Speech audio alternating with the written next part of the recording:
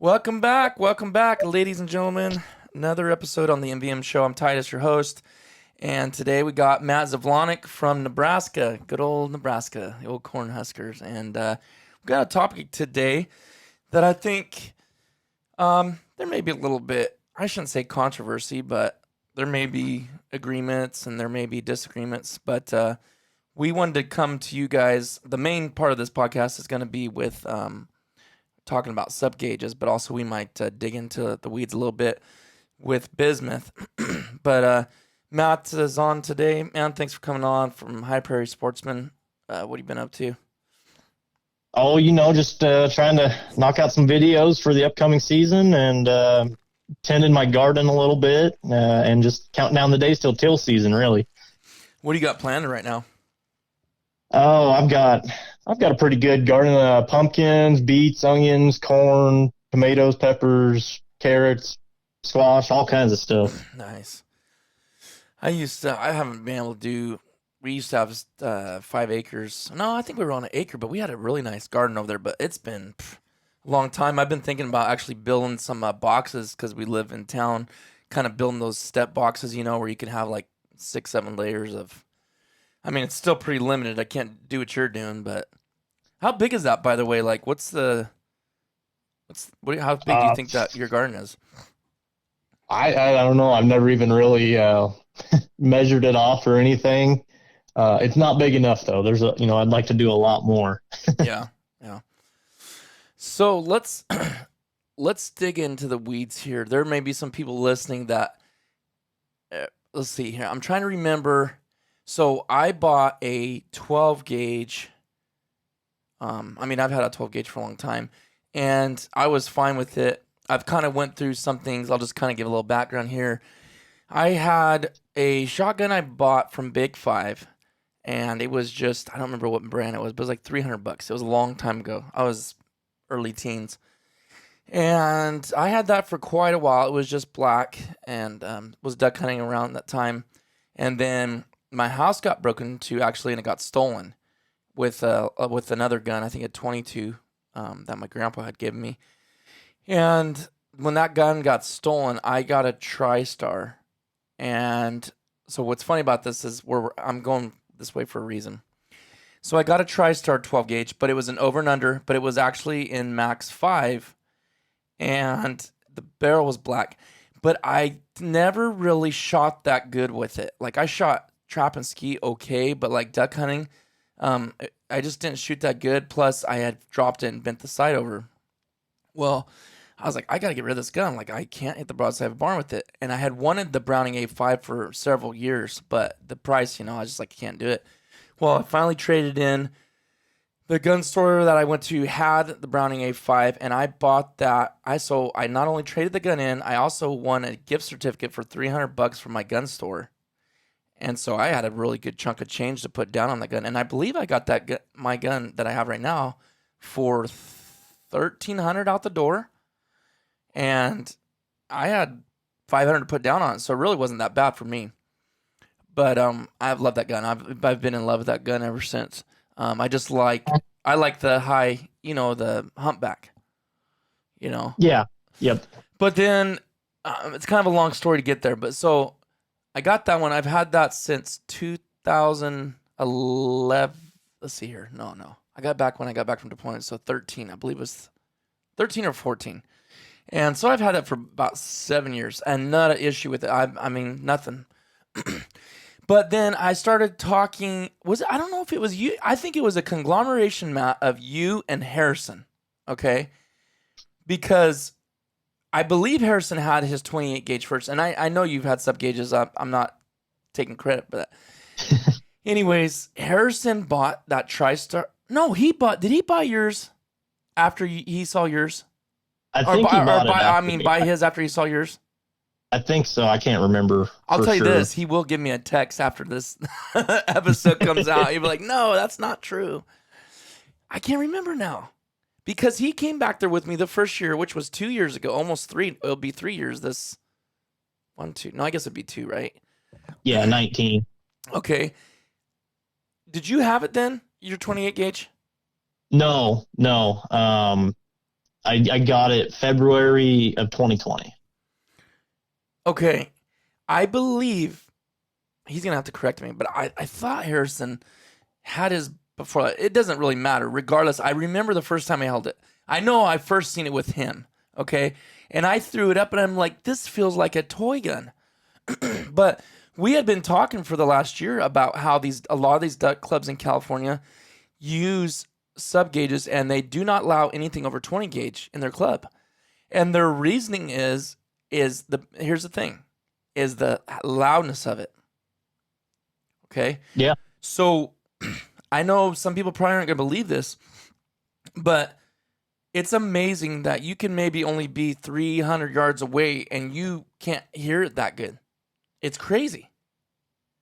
But you get out there and shoot a 12 gauge, and it's probably a lot more than that. You're going to hear it, but I'm just saying, like, the difference between a 12 and a 20 is unbelievable in the sound it makes. So I got that 20 gauge, and I'm like, just love it. I've been wanting one for a long time. Really, I was really wanting Browning to come out with one, and I'm hearing rumors that 2022 they might be coming out with one, supposedly. And I'm talking about a duck hunting one, not just the, the other stuff. So then you got on this. You've had a 20 gauge probably for years, I'm sure, right? Yeah, that was my first shotgun, actually. Okay. Do you still have that same gun? Yep. That's what okay, so it's a Remington 870 Youth. I think it's 22-inch or 24-inch barrel at the longest. Oh, you used that 2 years ago on the teal hunt, right? Yeah, that was my old teal gun. That's a cool gun. You can't go wrong with the 870. No, I mean, that thing's it's built like a tank pretty much. It's it's gonna outlast me probably. Right, so. right. Yeah. I think you guys were getting. I think that's what it was. Now that we're talking about that, you and help me, Keith were shooting those 20s. Yep. And me and Harrison, I know Harrison had 20 gauge, and I've shot 20 gauges, but I guess the mindset is 12. You know what I mean? And you guys are shooting those, and I'm like, man, that just looks fun. It just looks fun having a gun that's not kicking much. It's shorter barrel, and it's perfect for the till environment. I mean, it's perfect. So now you're thinking, okay, yeah, that'll be something I'll use in early season. I'll just use it for till. That was my mindset, right? Now I'm gonna do that next year. I'm gonna get a 20 gauge. I'm gonna put an open choke in, go up there, and just have fun. It's just till. It's not a big deal. You don't need no 12 gauge. Yeah. Well, then you get a 28. Talk about that. Like, what? Let's talk about you and getting that 28. What made the purchase and talk all about that. Okay, so when I've been hunting for 20 plus years, but we always make a trip out. I've got some cousins out in western Nebraska, and they, pit blinds and whatnot, all that good stuff. And one of the guys that's out there, actually the guy that owns it, he would hunt with a 28 gauge from the first time. I've been making this trip since I was 12. Drive across the state kind of thing and hunt ducks and geese with him. And he was, they'd be in their pit blinds and he'd have his 28 gauge. And I never had heard of a 28 gauge until that, up until that point. I was 12, it was all 12 or 20s, all I really knew at that time. And I was like, wow, that's really cool. And so from that moment on, I knew someday I wanted to get a 28 gauge and waterfowl hunt with it. Mm-hmm. Between now and then you'd hear, oh, it's a great upland gun and fun for doves and whatnot. But there really wasn't too many people other than like maybe some waterfowl guys or people that had ample opportunities to get birds in that would be using exclusively a 28 gauge. Mm-hmm. Well, fast forward to 2020, I'm at a gun show and I was looking around and, I was checking online and stuff at that point in time too, looking for different 28 gauges. And I see this TriStar Viper G2, ended up buying it. It was a pretty good deal. And the rest is history. That's kind of why I got it. I just always wanted one for 16 plus years now. Mm-hmm. And it's funny, the trend. Maybe it's been going on longer than this, but I really feel like the trend of sub gauges really didn't start till like a year or two ago. And I think some people hearing me say that are going to think, yeah, right, this been go, which I know it's kind of had its ebbs and flows, I'm sure, over the years, from way back, probably way before I was born, but you know how things come and go and hunters get on new kicks and stuff like that. But Oh yeah. it's not, it's to me, for me personally, it's not a fad. People do get in fads and then they come in and they go. But like to me, this is something I'm doing it for necessary means. I mean, okay, here's the thing: you are paying more for ammo, right? Yeah. And then you're limited on distance. Which, when I say that though, I'm saying like a lot of guys aren't going to shoot him because they're not going to get that 30, 40 yards of strong, right?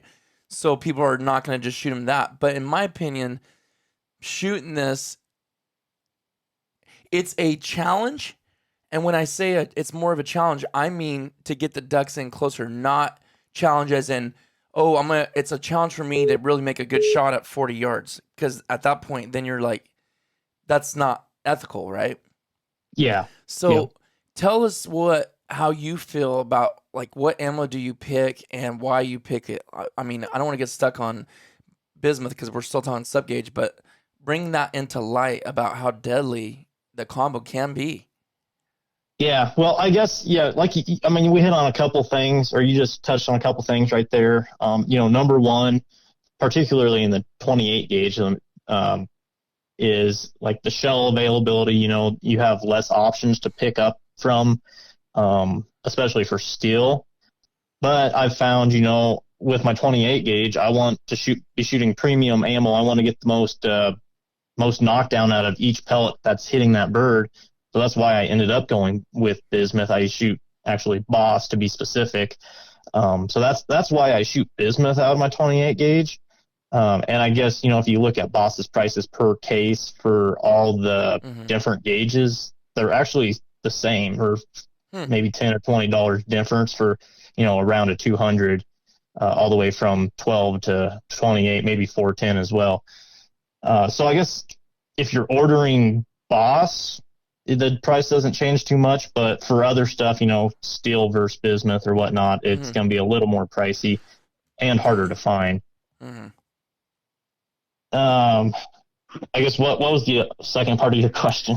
Well, I mean, the lethality of it. I mean, how do you feel about the Bismuth out of that? Well, let me say this first, and I know I may be talking too much to have a guest on, but you're not going to guest anymore. You're a friend, so I can talk.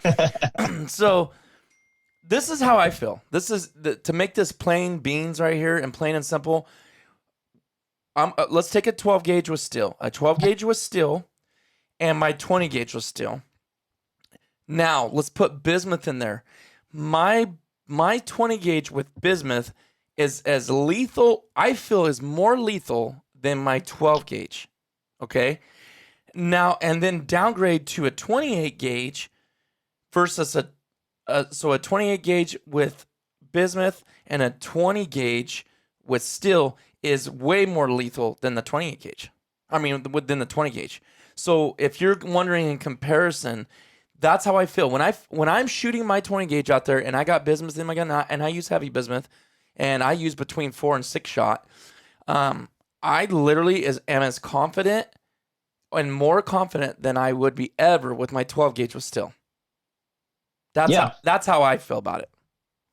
Yeah, I mean that's really what I've learned shooting. I've only had one season shooting this 28 gauge, but as soon as I bought it and took it out and shot trap with it, I was like, holy crap, I had a full choke in and I was shooting shooting clays.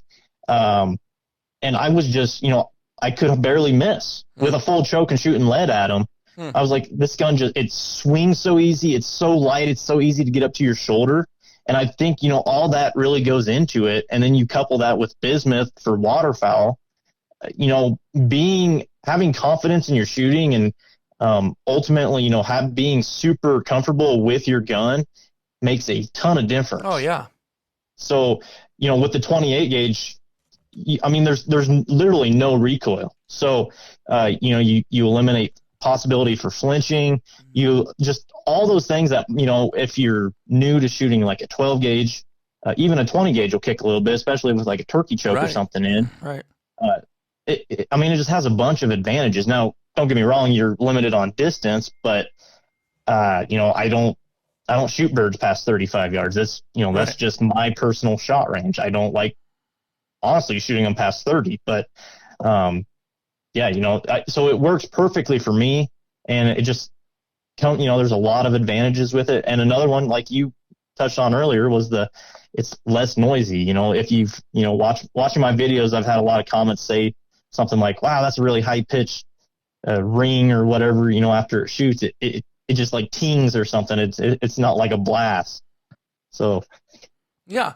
Well, because Harris was saying at that club, he goes, and well, let me say this. Let's just say public land. You may be, this is here now. I don't know if Nebraska deals with this as much, but like say if you're hunting a refuge here and you're banging away in a certain location and no one's around you, but they're on the other side of the refuge, I promise you, and that's fine because I've done the same thing. If someone's banging away in a certain area, you're going to notice that area and you're going to go there the next time, And if you're shooting 12, because everybody a mile to 2 miles away can hear where you're shooting a bunch. Like, man, those guys are shooting a ton in the back. But you shooting a 20 gauge, they ain't hearing you. And they don't even know you're, believe it or not, we've tested it because I've had some friends in the back shooting 20s, say the back of the refuge or something, and we're towards the front. And I'm like, I literally cannot hear you guys shooting. Like, I cannot hear you guys. And, maybe there's a little bit of wind or something to knock that down, but it's just like, it's a little bit more stealth, honestly. And that's just a 28 gauge. That's not even including the 28. And, and like you said, you nailed it on the head. Confidence. Like that confidence that I have going out there already makes me shoot better in the first place, And I actually put my, I got the True Lock chokes is what came with mine. And they stick them in there. They have a factory one, but I took that out right away and I threw those True Locks that came in with it. And I'm shooting they don't call it a full, but they call it, I think they call it long range.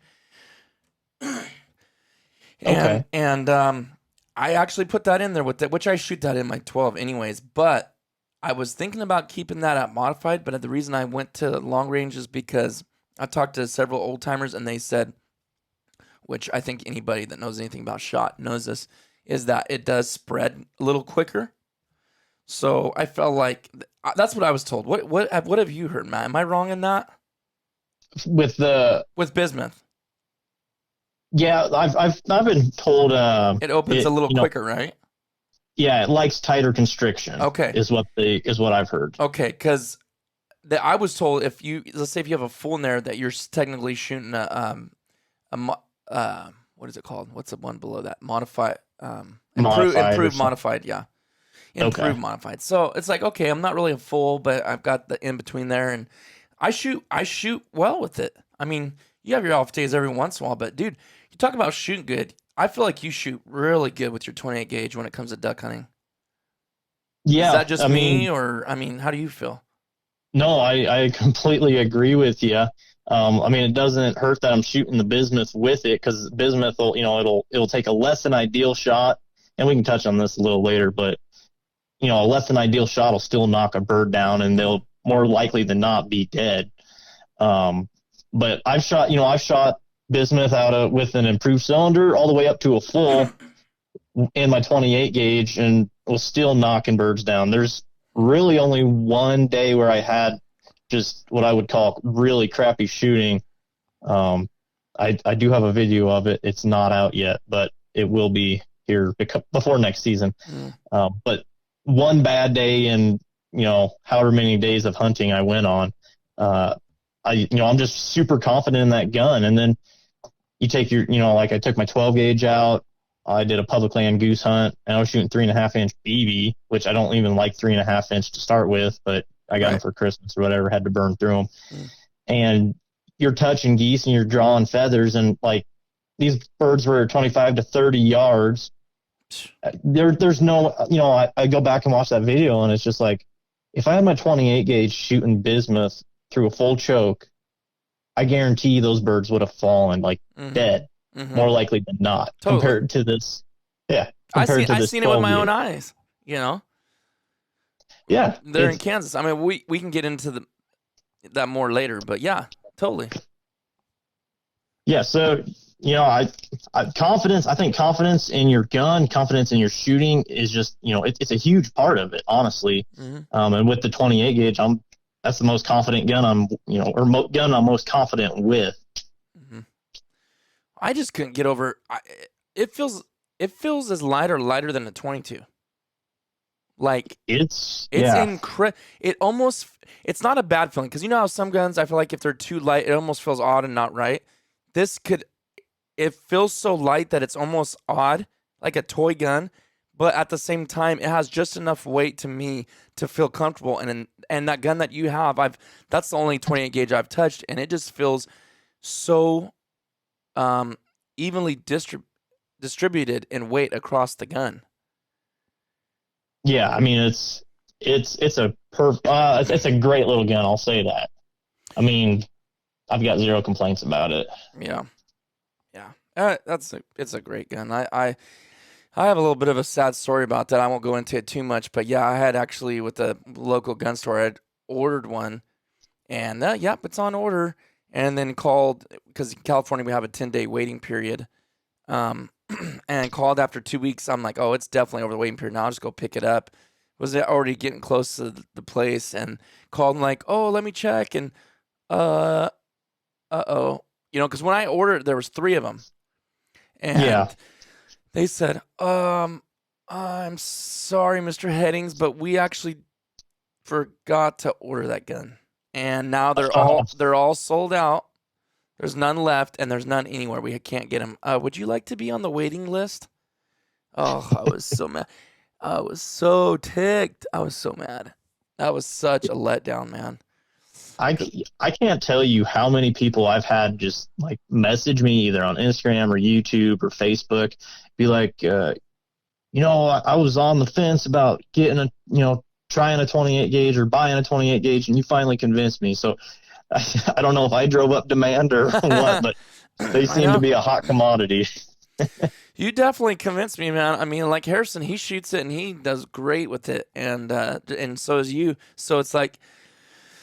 But I will tell you not only you're taking your guys' word because I respect your opinion, but also, like I said, shooting the 20 with Bismuth is so lethal. I feel like I'm out there with a 12 gauge or better.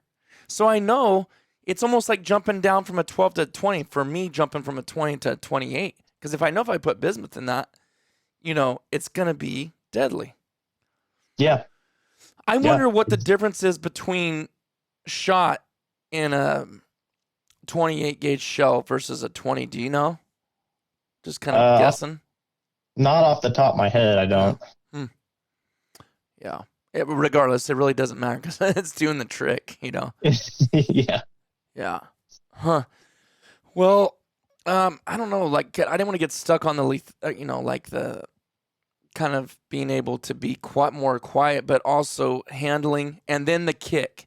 So I felt like you got quite a bit of doubles with that gun. So because that's the one thing is the recoil, being able to get on your second target very smoothly and easily because it's not the front end's not raising up so much. So that's a huge benefit. And I noticed that just going from 12 to 20, so I can imagine, like you said, 28's not kicking at all.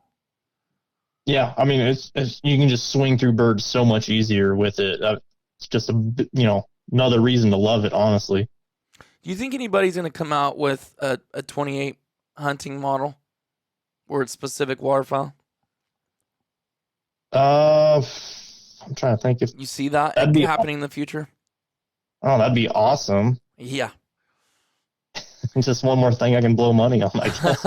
You don't need it, Matt. Don't be driving those price. We need you just to stay calm and let me get one before you start putting videos out.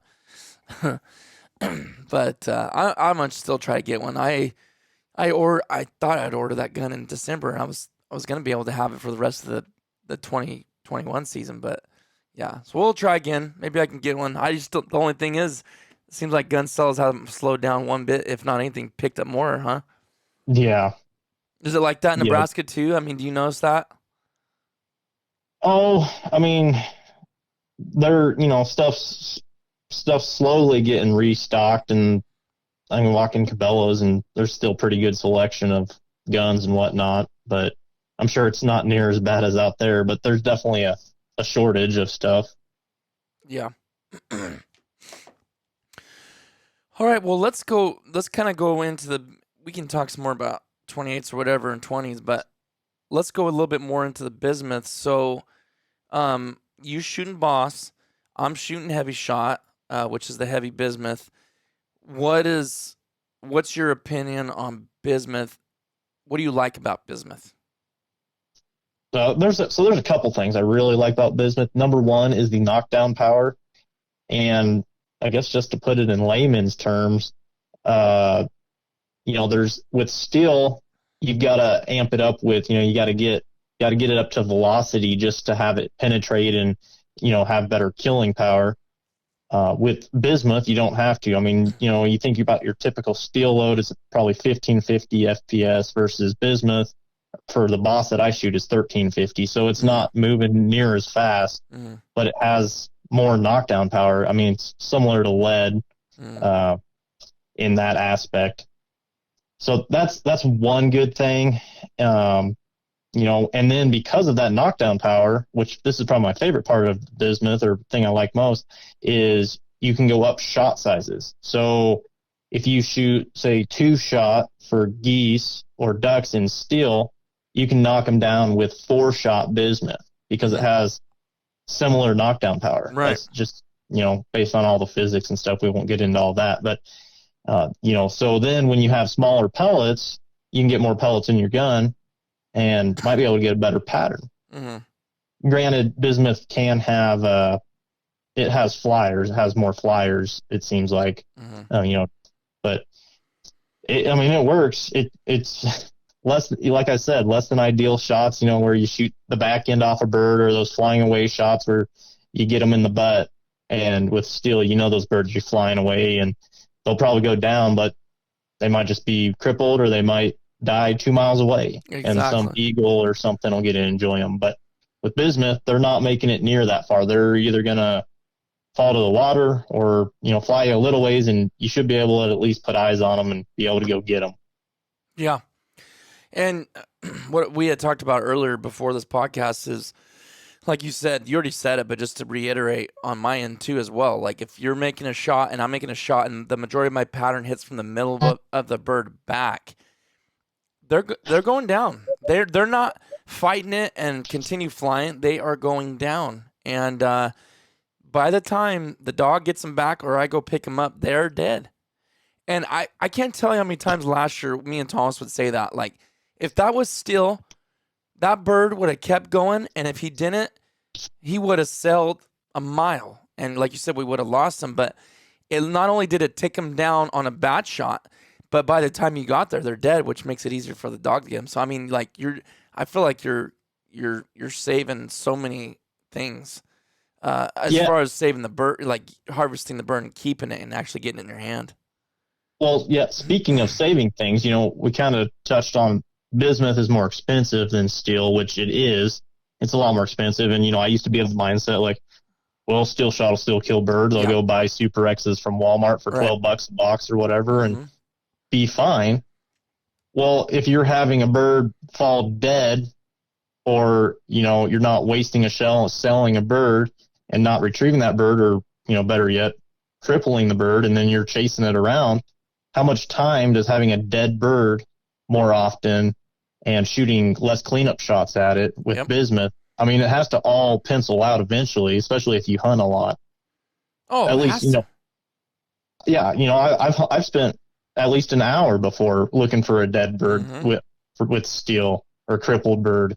And, with bismuth, I haven't had to do that. They're either all dead or they're not very lively. So I'm sure, not to say you can't cripple birds and still lose them, but it's a lot harder to do.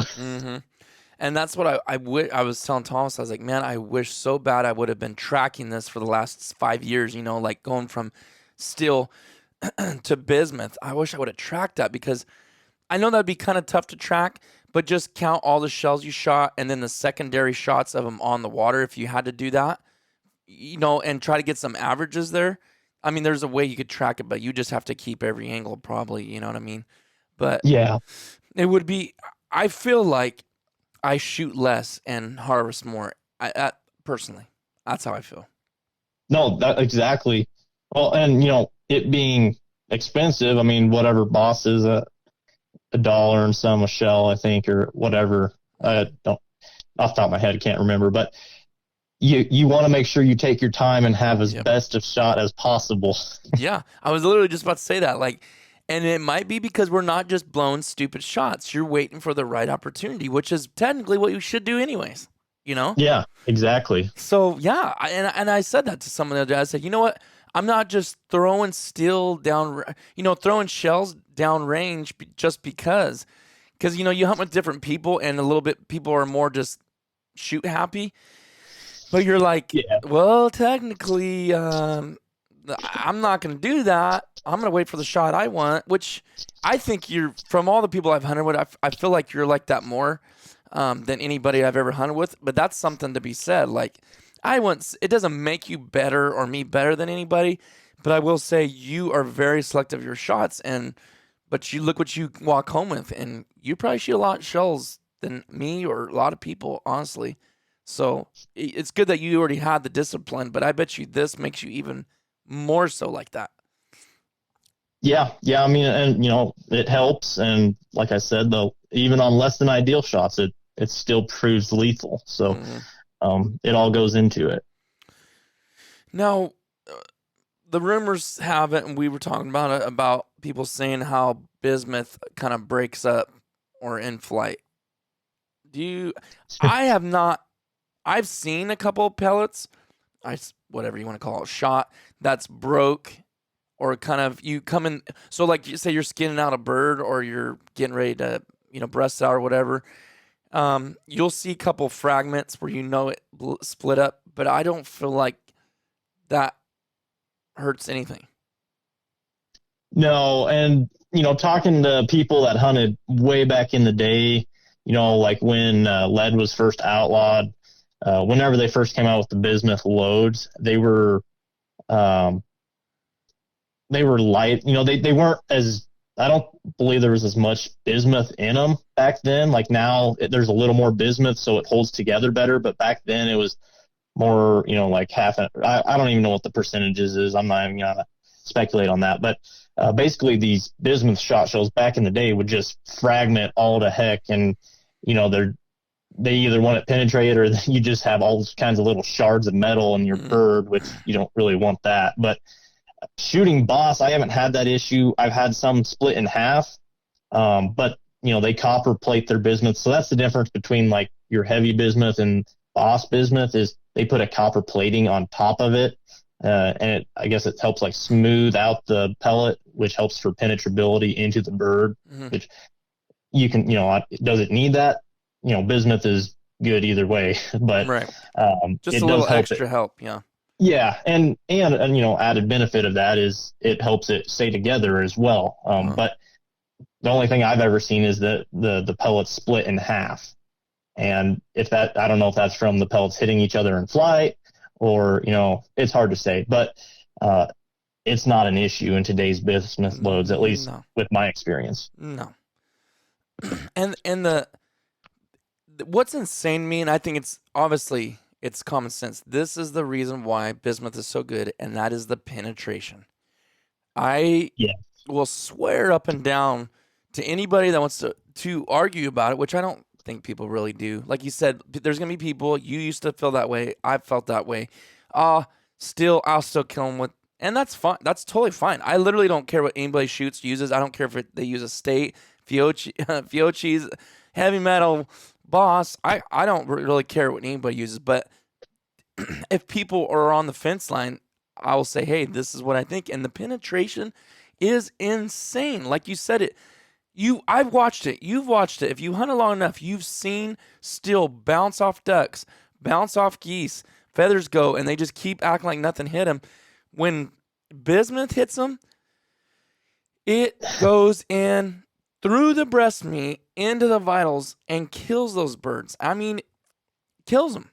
And to get that penetration is huge because we all know a lot of honkers are like wearing steel plates on their chest, but this stuff doesn't even phase it. I mean, I got some shotgun footage. I mean, it's that one where we shot several geese and one deal. It was just me and another guy.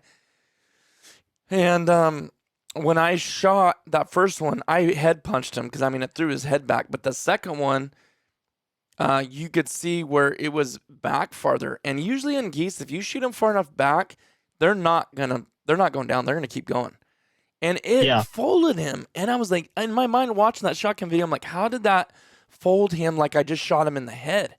And it's just that it's going right through him, and it's killing him. It's crazy. Yep. Yeah. And, like we were talking before this, if you're Tom Knapp and you can hit birds in the head every time, go for steel, go for the cheap option, because any headshot, even with steel, is like 99% of the time going to be lethal. But we're not all Tom Knapp. There's very few of us like that, actually. Right. So for the rest of us, shooting bismuth, you're going to have that increased lethality with the increased penetration, and it's going to pencil out over the long run. If you're a big hunter, it'll pencil out quicker. If you just go out every few weekends during the season, you're going to have to hunt more seasons, but eventually, you will break even or come close. Yep, totally. Yep. I mean, I don't know. I mean, I don't even know what else we could say about it. Is there anything else you could add to it? I mean, it's deadly stuff. Yeah, I don't know. And I don't know how it compares to tungsten. I've never shot tungsten. I know it's way more expensive than bismuth, but with how bismuth works, why would I upgrade to tungsten? But I was saying that just about steel 2 years ago. So next year you'll be shooting really tungsten. I don't want to jump on the tungsten bandwagon just yet, but if someone gave me some 28 gauge tungsten ammo, I would try it just to see what it's all about. Right. I'm sure it has to go back to the density and all that, and even more penetration or whatnot. But exactly. Bottom line, it is more dense, and it's heavier, so it's gonna penetrate even better. So yeah. But like you said, just it's such a monster jump going from steel to bismuth. It's threefold. Oh yeah. And so I guess what we're trying to say, me and you, is for everybody listening out there, just if it's something you're on the fence about and you can afford it and you want to give it a try, I think me and Matt will vouch that you're not going to regret it. Can you test it out in one box legitimately? I feel like you can, but I guess it just depends on if you're actually hitting the bird or not. If you're missing, well, then can't blame bismuth for that. But yeah, I mean, I have shot tungsten, but the thing is, it was a couple different hunts, and they were so slow, I didn't really get much chance to try it. And then when it was slow, what chances I did have, I was missing. So I don't feel like I really got to do it justice. But yeah, I mean, I'm so happy with bismuth. I'm not really worried about paying any more. So anyways, yeah, I mean, I don't know if we beat that horse to death or not, but it's just coming from, it's coming from our experiences. We're just sharing, people don't know or are curious. We're just giving you our opinion and kind of throwing it out there. If you've ever been wondering, that's from two guys that hunt a lot. Matt hunts he hunted double of what I did last year, and I thought I hunted a lot. So yeah, guys, don't forget to check us out. Both of us, we both got YouTube channels, Mid Valley Mercenaries. I'm sure most of you know that you're here. And then check out Matt's High Prairie Sportsman on YouTube. And then also Matt's Instagram, Facebook, High Prairie Sportsman, and same for us. We're on Instagram and Facebook if you guys want to follow us there. Also on iTunes, if you listen on there, the Apple platform, I appreciate you guys. Several of you went on there and left some more reviews and give us some ratings. We're over 200 ratings, and we're a 5-star podcast. So that's just thanks to you guys. I'm glad you enjoy it. And thanks, Matt, for coming on. I don't know, was there anything else you wanted to add to the sub gauge game? No, I guess the only other thing I could even think of good to say about it, is it's a perfect gun for beginners, for, well, not just youth, but people just starting out, like, 20 gauge, 410, 28, all great guns to start with: turkeys, dove, whatever. Yep. So getting new hunters out, and if you have that spare gun, let them take that out and hopefully bag some birds. Yep. No regrets. I'm pretty sure you will not have any regrets. No. Nope. So, all right, guys, thanks for listening in, and we'll see you on the next one.